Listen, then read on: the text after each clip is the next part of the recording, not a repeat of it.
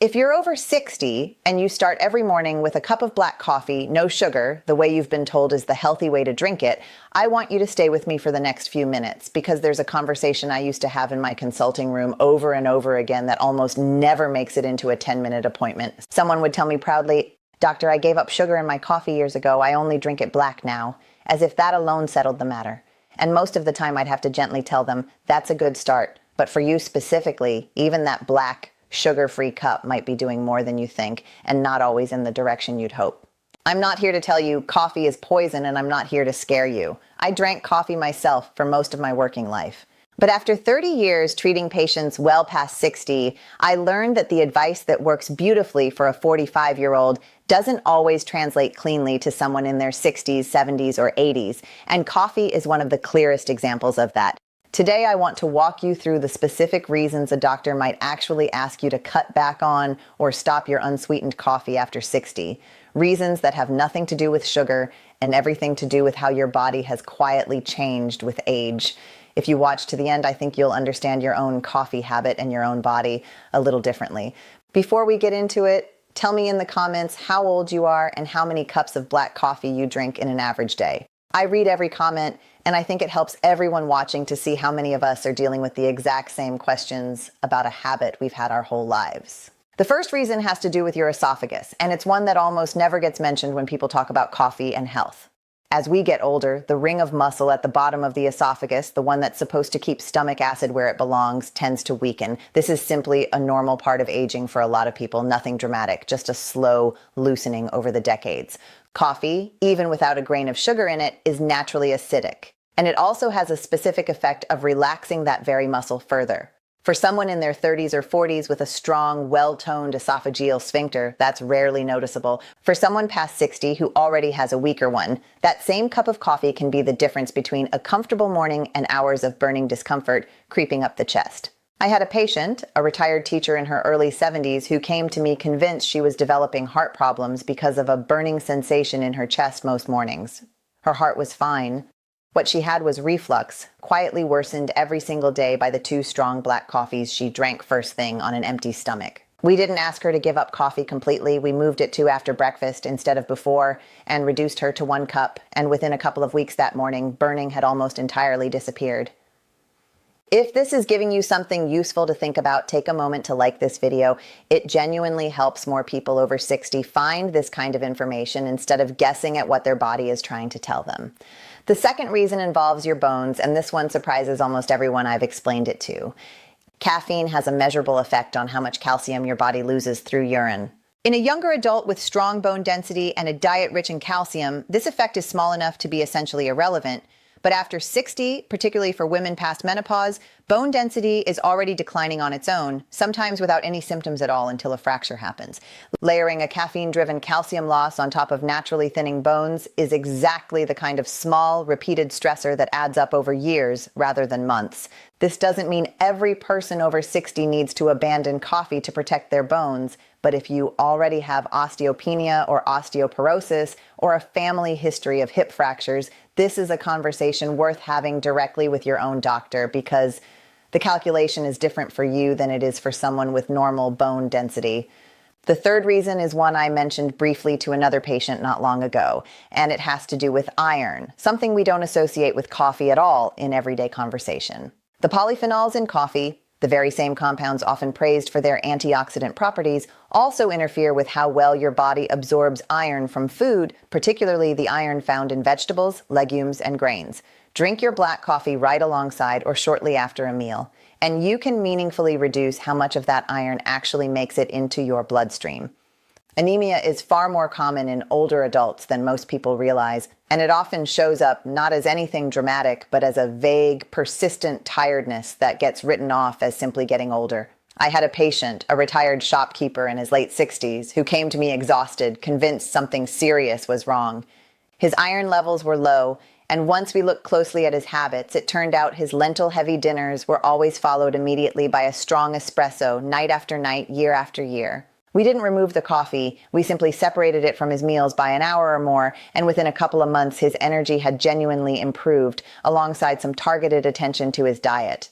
The fourth reason is about your heart rhythm specifically, not your blood pressure, which is a distinction that gets blurred constantly. Most healthy adults who drink coffee regularly build up a tolerance to caffeine's stimulant effects fairly quickly. And for the general population, moderate coffee consumption isn't linked to a higher risk of heart problems. But after 60, the heart's electrical system becomes more sensitive in some people, more prone to the kind of irregular beats called arrhythmias, particularly if there's already an underlying heart condition. Caffeine can act as a trigger for these irregular rhythms in that specific group of people, even in someone who never noticed a problem with coffee earlier in life. If you've ever felt a fluttering, a skipped beat, or a racing sensation in your chest after your coffee, especially if it's become more noticeable over the past year or two, that's not something to dismiss as nerves. That's worth mentioning to your doctor directly, because for that particular group, even a completely sugar-free cup of coffee may need to be reduced or stopped. Not because coffee itself is dangerous, but because an aging heart doesn't always tolerate stimulants the way it once did. If you're finding this useful, please subscribe to the channel. I share information like this every week, aimed specifically at people over 60 without exaggeration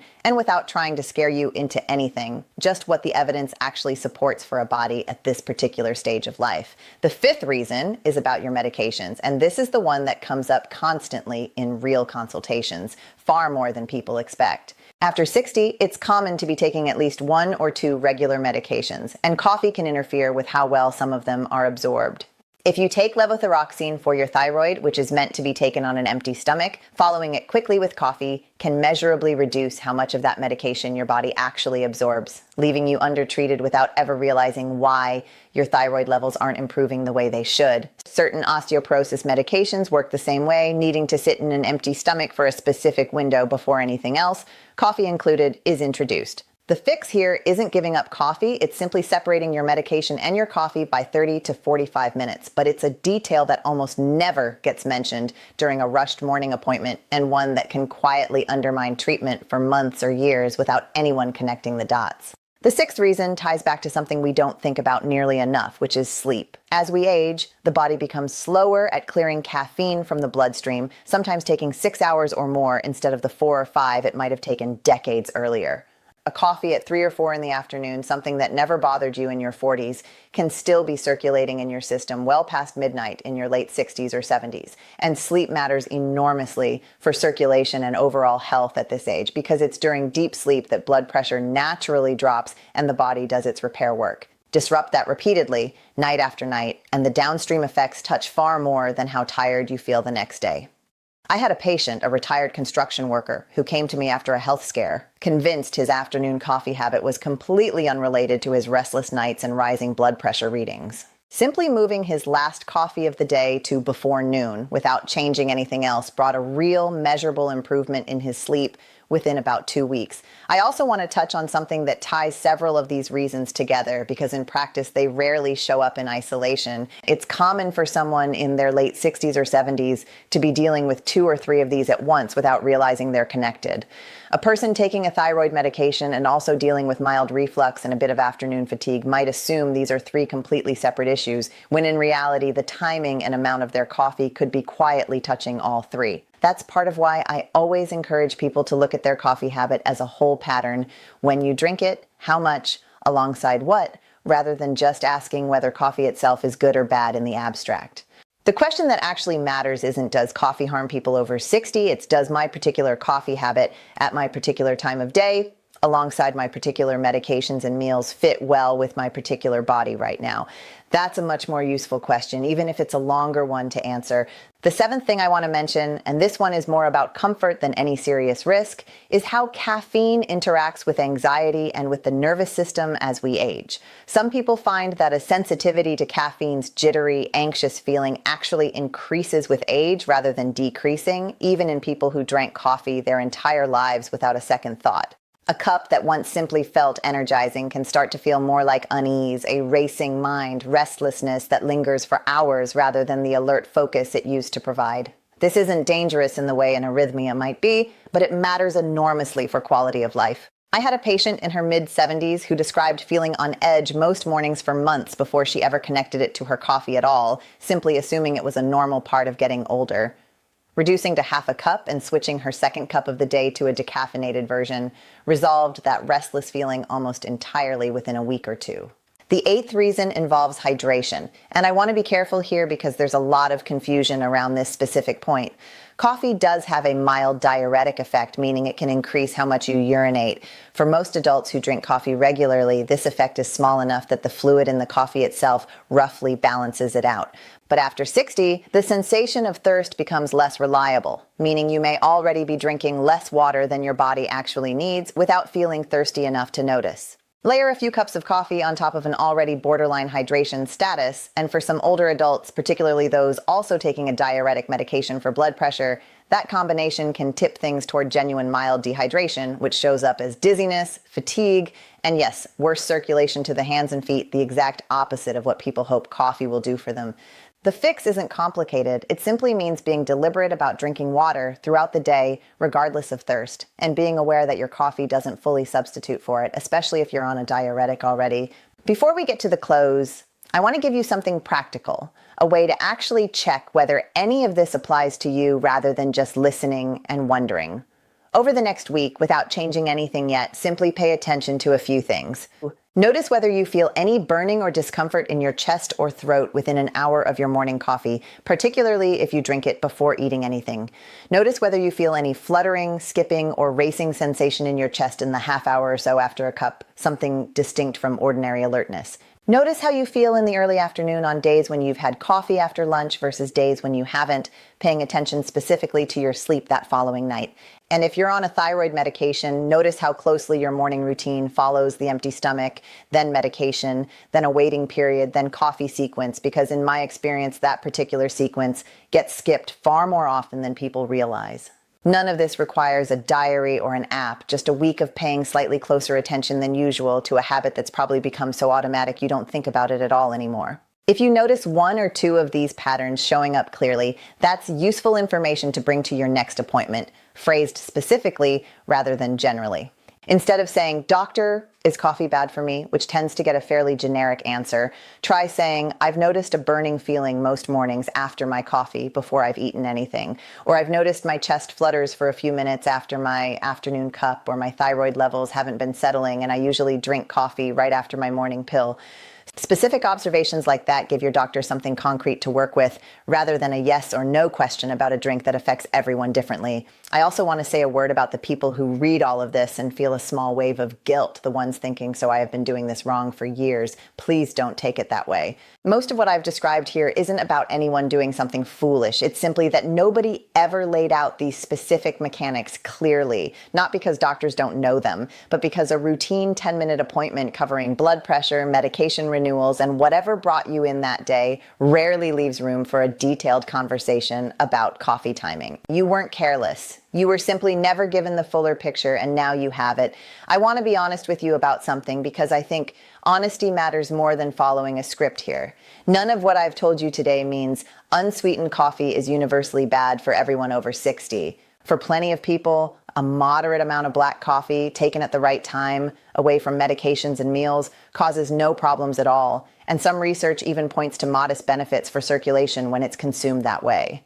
What I want you to take from this is something more specific and more useful than a blanket rule, which is that your coffee habit deserves to be evaluated against your own health picture, your own bone density, your own heart rhythm, your own medications, your own digestion, rather than a generic rule that either says coffee is always fine or coffee is always the enemy. Neither one of those is true for every person watching this. If any of what I described sounds familiar, a burning feeling after your morning cup, an unexplained fatigue, a fluttering in your chest, thyroid levels that never quite settle, restless nights after an afternoon coffee, that's worth a real conversation with your own doctor rather than a decision made alone based on a video, mine included. Bring up the specific pattern you've noticed, mention when you take your coffee relative to your meals and your medications, and let your doctor connect it to your particular history and your particular labs. I'll close with this. Coffee has been part of daily life for most of us for decades, a small ritual, a pause in the morning, something familiar. I don't think the goal at 60 or 70 or 80 should be to strip away every familiar pleasure out of fear. The goal is to understand your own body well enough to know when a familiar habit needs a small adjustment and when it doesn't need to change at all.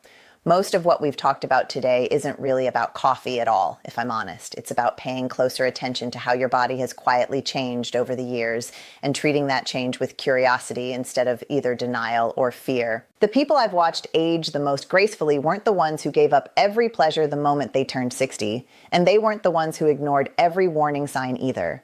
They were the ones who stayed curious, who noticed small patterns, who asked specific questions instead of general ones, and who were willing to adjust a habit slightly rather than either clinging to it stubbornly or abandoning it entirely out of fear.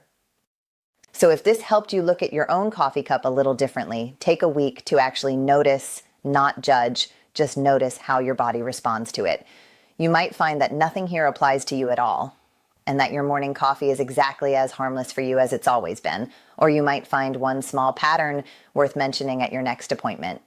Either way, that's a far better position to be in than simply not knowing. If this helped you look at your own coffee cup a little differently, share it with someone you know who might be dealing with one of these exact issues without realizing the cause. Take care of yourself, and I'll see you in the next video.